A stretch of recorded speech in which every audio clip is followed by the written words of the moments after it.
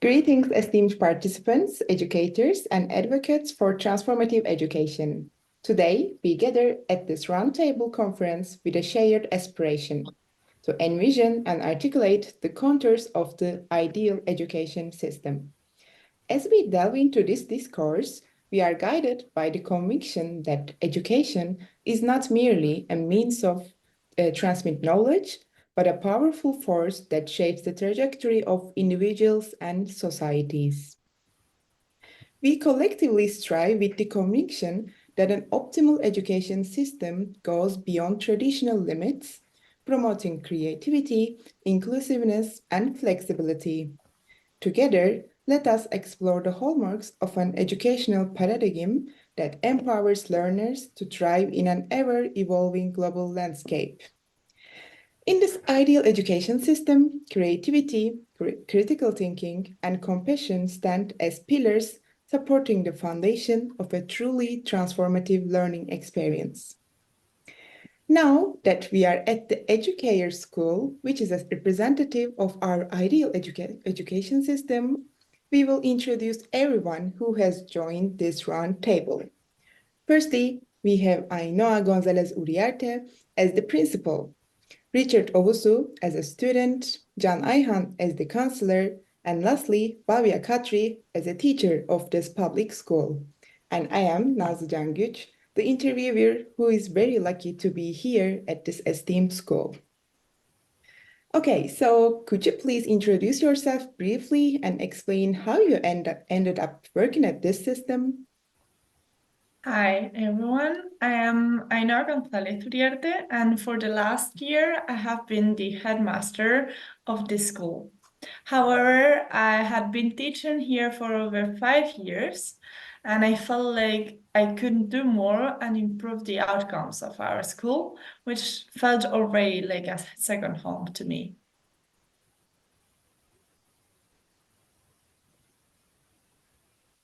Okay, Richard.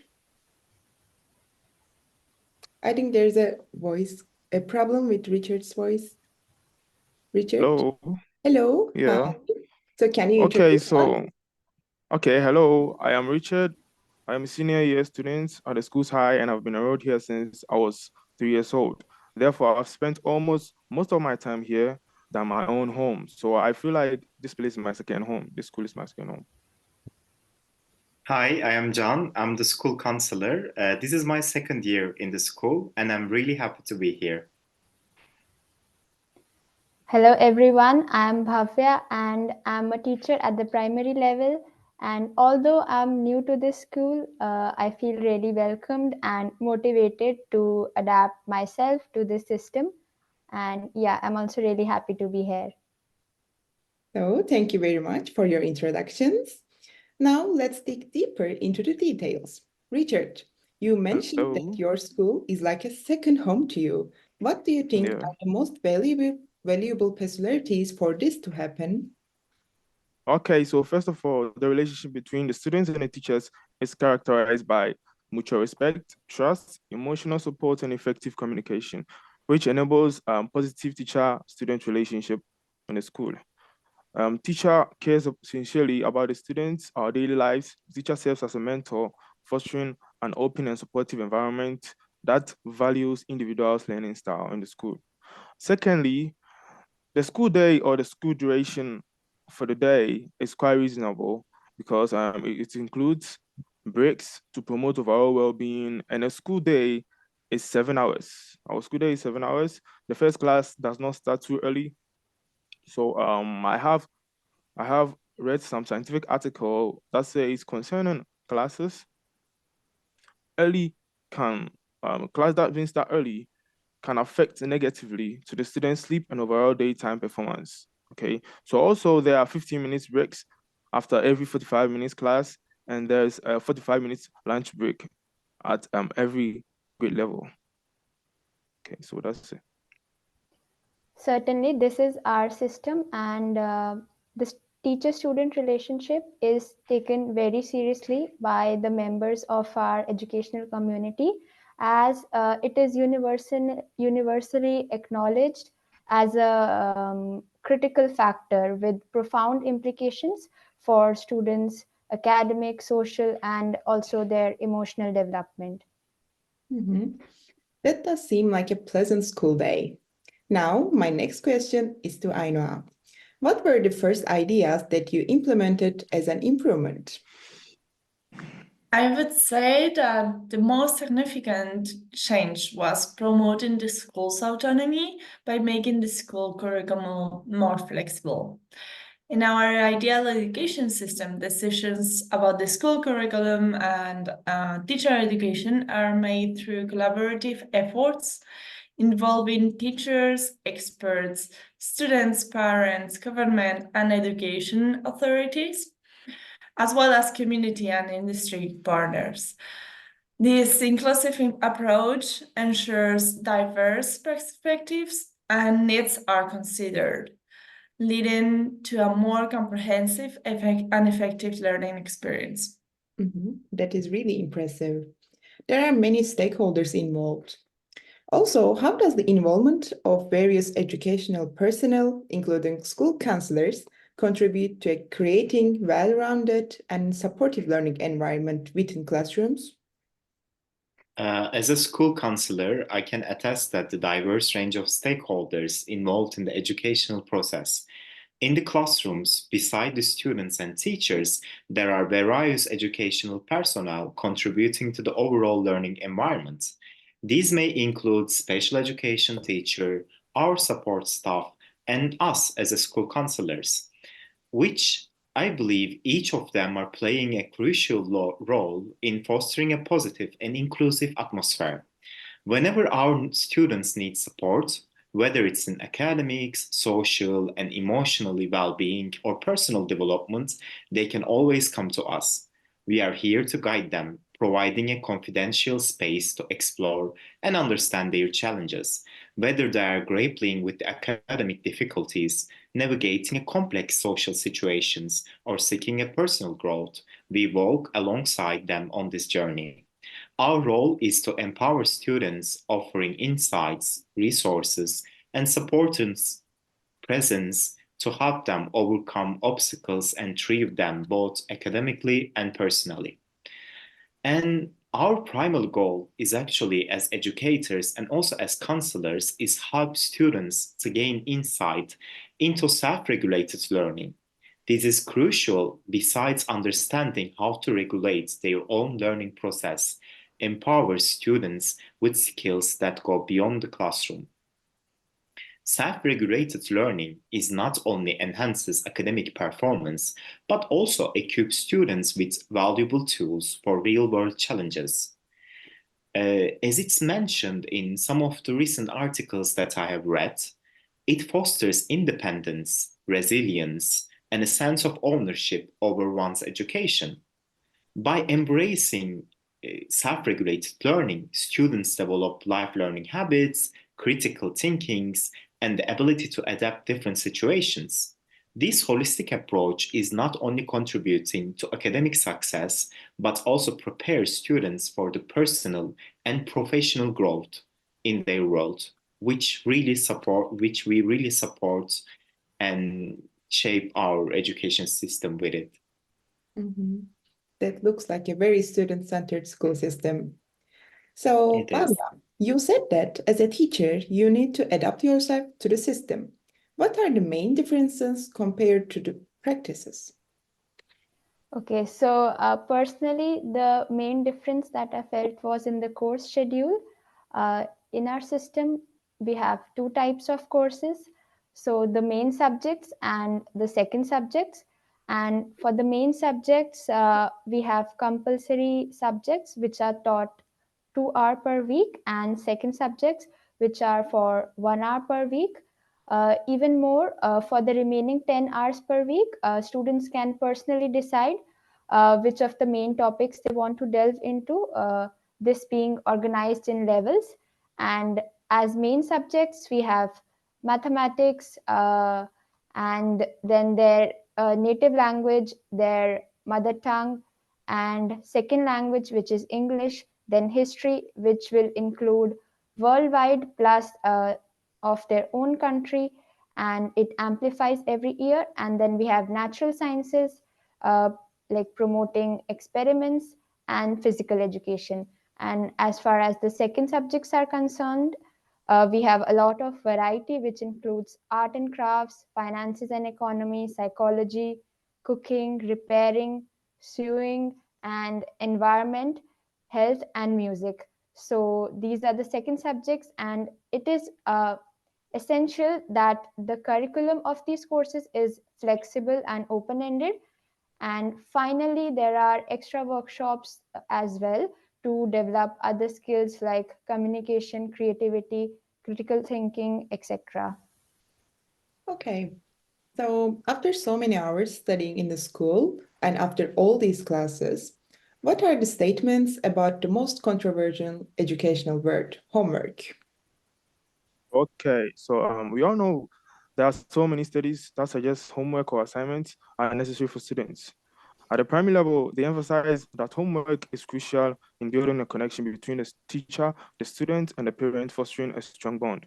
So homework reinforces and solidifies what we have learned in a classroom. They provide us with an opportunity to practice and apply skills independently. Also, homework can prepare us for upcoming lessons or discussions. Most importantly, in the education system, recognizing that we all have different preferences, abilities, and needs suggests that we having the same homework for all may not be the most effective approach. Instead, individualized or differentiated homework assignments are provided for a more personalized learning experience. Therefore, we practice and reinforce skills in a way that align with our unique strength and interest. This approach also considers the varied pacing of students, addresses special needs, encourage creativity, and ultimately promotes a balanced and meaningful learning experience for each student. So Okay. that's it. So there is no doubt that even students are satisfied with the system. Thank you, Richard. So what about Okay. the parents? Families are our partners. We are building a healthy cooperation between our school, families, and also society. I would like to highlight one study which we based on while building our system. It's from Henderson and Maps. It held in 2022. And they conclude as there is a strong and steadily growing evidence that collaboration between schools, families, and communities can significantly improve students' academic performance, attendance, and behavior, emphasizing the crucial role for such cooperative efforts in the fostering student success. Also, communities of practice are vital for us as educators, providing a support for new teachers, subject scientific expertise, and collaboration and effective teaching strategies. In the classroom, they had enhanced inclusive practices and assessment strategies. It extends beyond schools, fostering collaboration between institutions, addressing curriculum development, engaging with the community, emphasizing well-being, innovation, and even ongoing professional growth. A community of practices provides space for discussion on teaching methods, student engagement, and inclusive education, relying on the active participation on a shared commitment for success. Mhm. So the system takes great pride in teacher education and professional development. In your instance, Bhavya, what attracted you the most to work in the school? Okay, so I was curious to be part of a school whose recruiting requirements for a teaching position were very specific. So, in our system, the ideal teacher should have volunteering experience that shows willingness to help others and be involved in the society's improvement. And then the teachers must be passionate about what they teach, possessing subject expertise and wanting to keep learning themselves. And also they should be passionate about education, being able to adapt to how students learn and grow. And uh, they must also have a open-minded personality, empathizing with students and creating a welcoming classroom, communicating well, and also staying patient.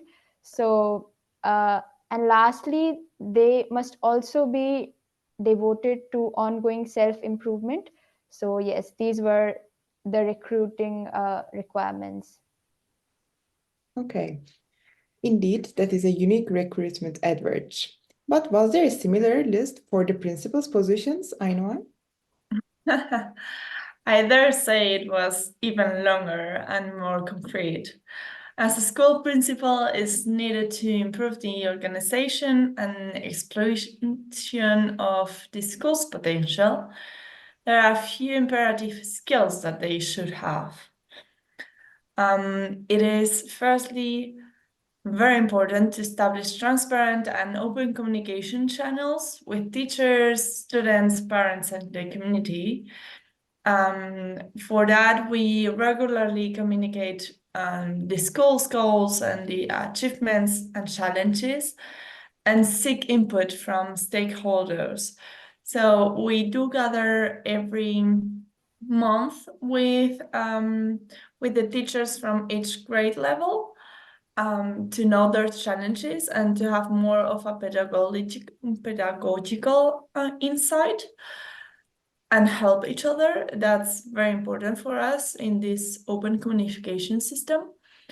It is also a must to have an education or pedagogy bachelor's degree. That way they will use data to inform decision-making processes.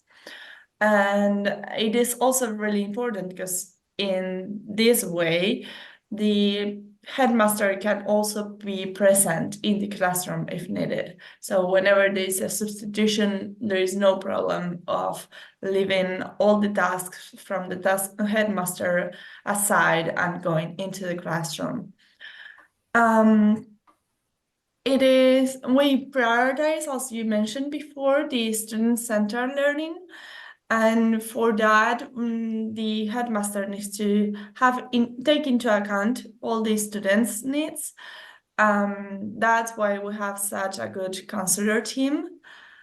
And lastly, we do prioritize the professional development of teachers and staff, providing opportunities for ongoing training, workshops, or collaborative learning experiences to ensure that educators stay current with the best practices and new educational trends. As Jan mentioned, to summarize, as Jan mentioned before, we foster strong connections between the school and the local community, engaging parents and businesses and community organizations in supporting the school's mission and providing additional resources for students. That's how we recognize the importance of social learning. So, having so many actors at stake, it must be difficult to coordinate them all. How do you achieve it? It is definitely a team effort. I trust in all my team members, and I know we are all working towards the same goals, focusing on students' well-being. As I mentioned before, the school principal gathers with all the teachers from each level once a month to have a follow-up on how they are working on their collaborative projects.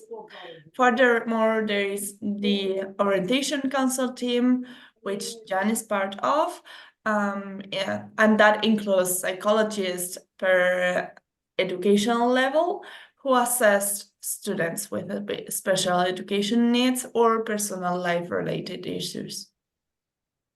Yes, we are here to help whoever knocks out our door, whichever member of the educational community. We want to pay a special attention to inclusion in the school, as the schools should reflect on the actual society. Therefore, we pursue a co-education mixing girls and boys, children at marginalization, and the children with handicaps. The first step is always to get support from own peers. More specifically, each student is paired with a classmate, and together they tutor each other on the subjects when they need more support. This pairing is done by looking in the students' grades the year before. Therefore, each year tutoring pairs could be different in the grades vary from one year to another. Other students must also be sensitized towards their needs. An atmosphere of collaborative learning can be created. Finally, there is a different teacher for each subject, but there is a continuous spatial education expert in each group. She collaboratively works with every teacher to support the needs of such students. So, with so many educators involved, is it possible to have an objective evaluation? Yes, absolutely. In our education system, grades are important because it helps the teacher in indicating the quality and proficiency of a student's work. So, most importantly, it helps the student know how close or far he or she is reaching towards his or her academic goals. During kindergarten and primary school, the grading won't be numerical, but based on the student's skills. This way, we promote personal development and we reduce the competitiveness as well as high demands and pressure from parents. And from the high school level on, the grades are given based on academic evidence using scales with fewer gradations like A to F. Yeah. Okay, on the other hand, many subjects work with project works. This provides a great chance to evaluate peers. As you know, peer evaluation involves students offering assessments as they analyze and provide feedbacks on the performance of their own students. So after every group project, we evaluate our group mates anonymously by using the grading rubric our teacher provides. Peer evaluation highlights proficiency and successful execution, concentration on mastering clearly defined and specific effectiveness criteria. So after every evaluation and every finished group work, each group member gets feedback from our teacher to provide our next, or to improve our next group work efficiency. That's personally, I love this evaluation because it's anonymous and so helpful. On the other hand, high school and university students can grade the teacher to improve, engage more, and continue learning. Okay, so this builds confidence in students and allow them to have a more responsibility in their own education. So that's it. Finally, let's say if student fails to meet the expected benchmarks, they will have a second opportunity to evaluate their knowledge by changing the methods. For example, if the first one was a written exam, we will try to do an oral exam next time.